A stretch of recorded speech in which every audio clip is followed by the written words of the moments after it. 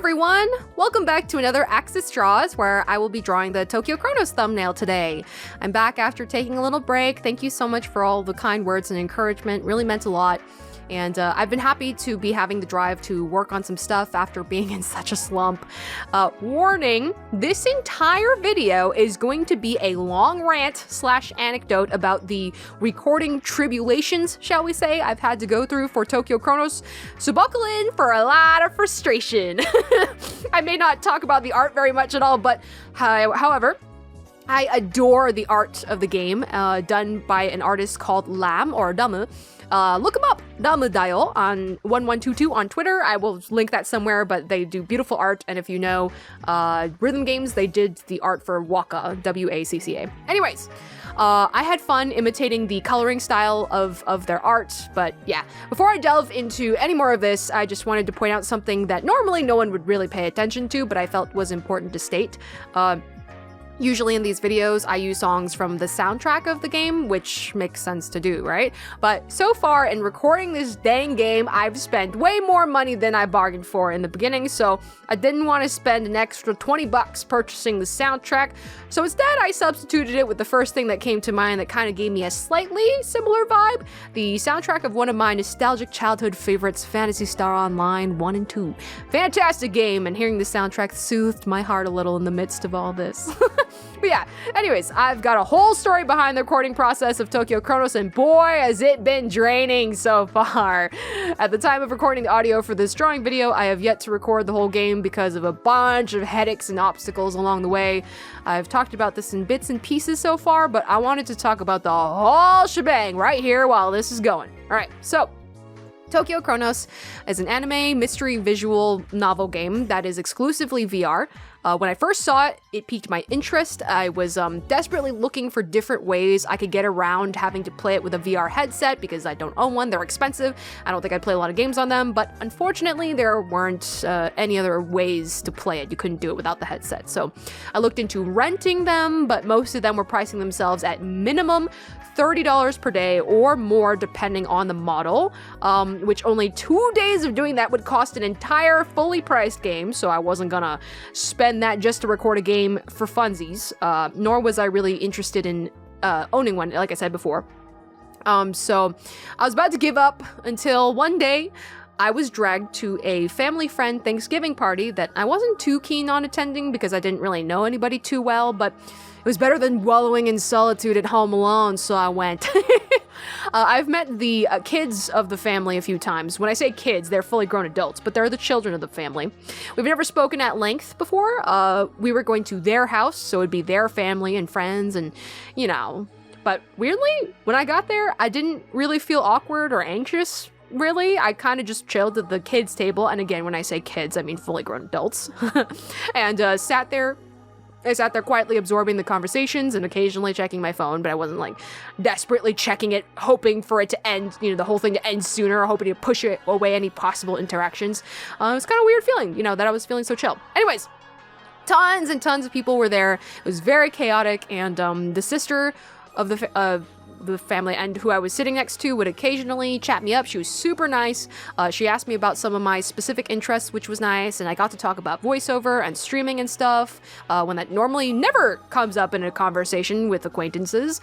So her brother joins in, and it turns out he's pretty into games too.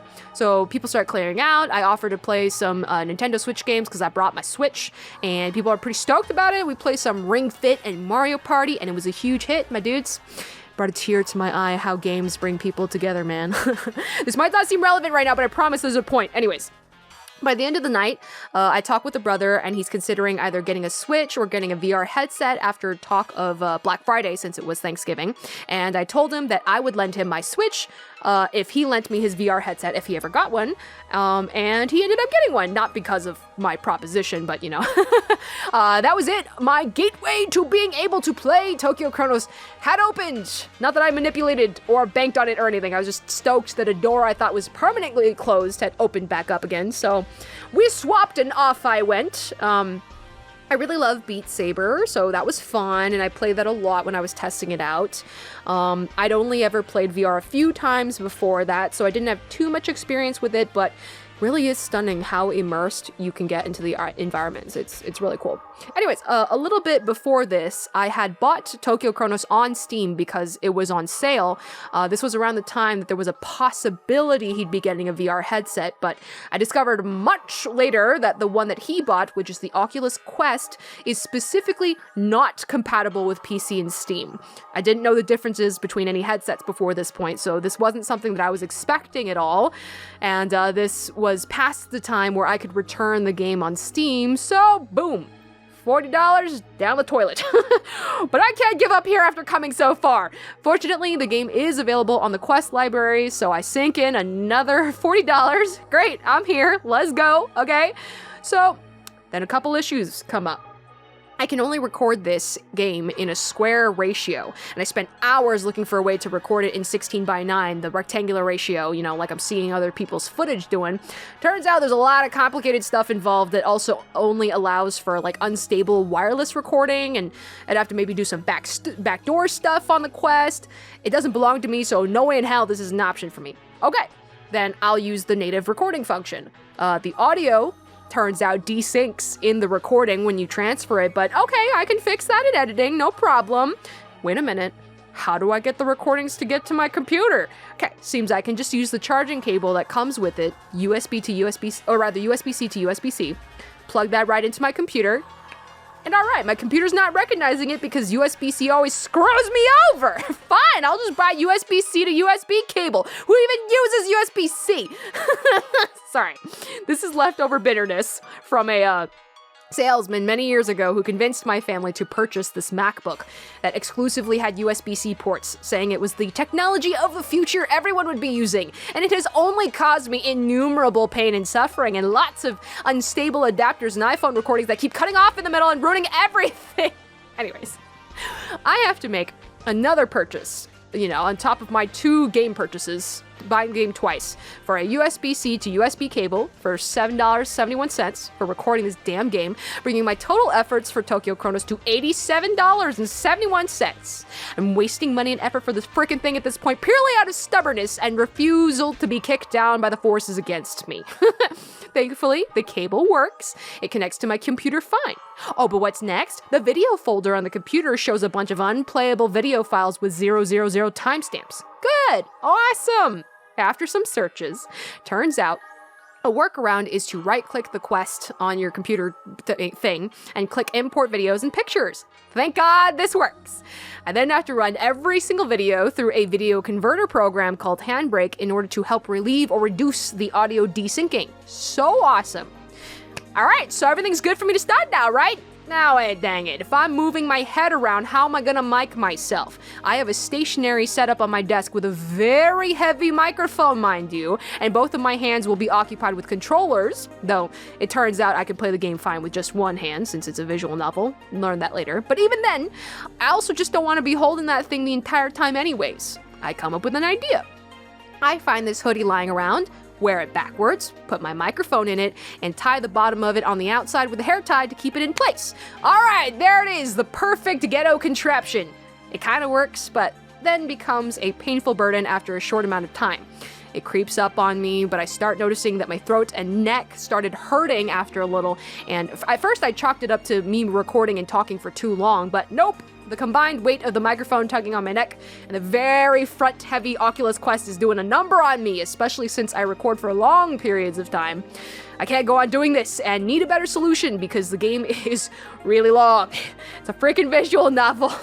I still stand by the fact that I think this game really should have been playable without a VR headset. Like, it would have saved me so much headache and heartache, and they do, like, really minimal things with it anyways, it's cool, but like it could have been totally fine without it. It could have been a fully functional and cool visual novel without it. And I mean, you know, if it wasn't exclusive to VR, it probably would have gone to a much wider audience. Anyways, tangent aside, I cave and decide to invest in a lavalier microphone, those little ones that people clip to their collar. Funnily enough, because of a YouTuber I was watching named Gus Johnson. He's a pretty funny guy with like really silly skits. Y'all should check him out. But anyways, one of his gags is that he takes a lavalier mic that I think lost its clip and duct tapes it very sloppily onto like various strange objects and just waves that around the whole video. He talked about how inexpensive it was, so I took to Amazon, saw one with good reviews. An additional $14.07 later, we bring our current total to $101.78 for the purpose of recording Tokyo Chronos. After a lot of struggles to get it working, I've done it! A lightweight and decent sounding microphone that'll follow my voice and not crush my windpipes. Surely that's it, right? Nothing else happened and things are chill? Yeah, duh, you know that can't be it with the amount of bitterness and sarcasm dripping from my pores, okay? So, one day, a warning pops out of nowhere in the middle of my recording and kicks me to a menu asking me to quit or return. I freak out and I hit return. The game comes back seemingly okay, so I quickly go to the home menu to stop the recording. Gotta save that just in case. I click the button and the red light turns off, the red recording light, only to flicker back on. What the hell? I try again, the same thing happens several more times. This isn't working. Why is it doing that? And it doesn't say recording saved, so what's going on? I decide the only thing I can do at this point is restart the headset. So I do so. I check the camera roll after it comes back on. No video. No freaking video for a nearly 2-hour span of time. Heartbroken, I restart again and there's a video. But it's blank.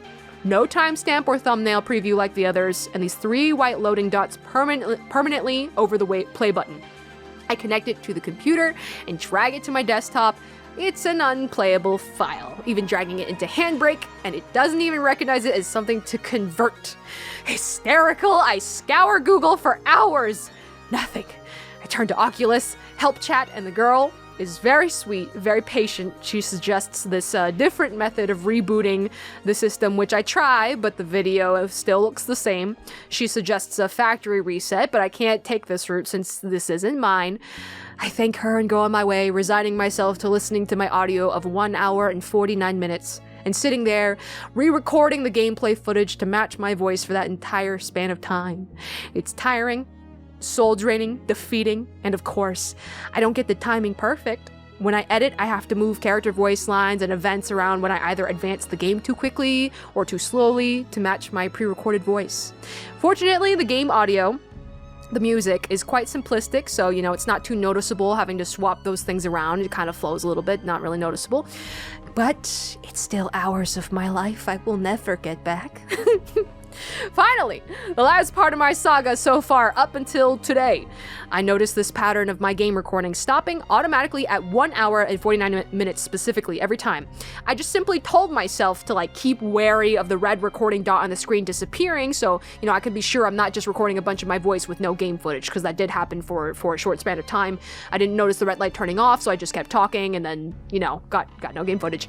So after that happened, I was just like, yeah, I just have to wait to see when the red dot goes off, and then I'll just stop. That's good.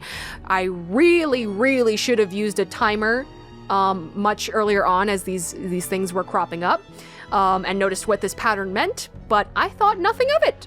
The video automatically saved after 1 hour and 49 minutes, and, you know, I got better at noticing if it stopped recording, so things were fine, right? Yeah. This time, it didn't automatically save. Instead, the same dreaded, no thumbnail, no timecode, 3 white loading dots ass video made its appearance in the camera roll. My shoulders slack in defeat. I know there's no way of getting that thing back. I've already tried. But I'm in such hysterics about the prospect of having to re-record those 2 hours again, I try another way of getting help.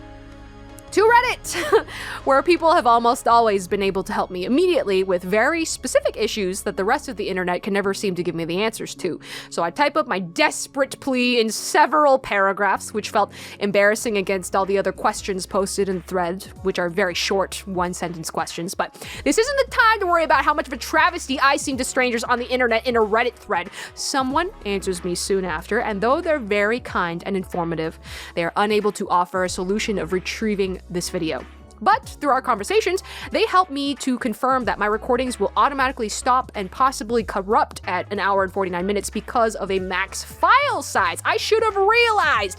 Maybe I did deep inside, but I still kept pushing the envelope because it would always, you know, save automatically anyway, so it didn't matter. But no, I really should have set timers. I shouldn't have always flirted with danger and let it set the limits for me. They informed me that no one else usually recorded for that long, so it was never something that was brought up often that they'd seen, and that was really it. That was about a week ago, and here I am now.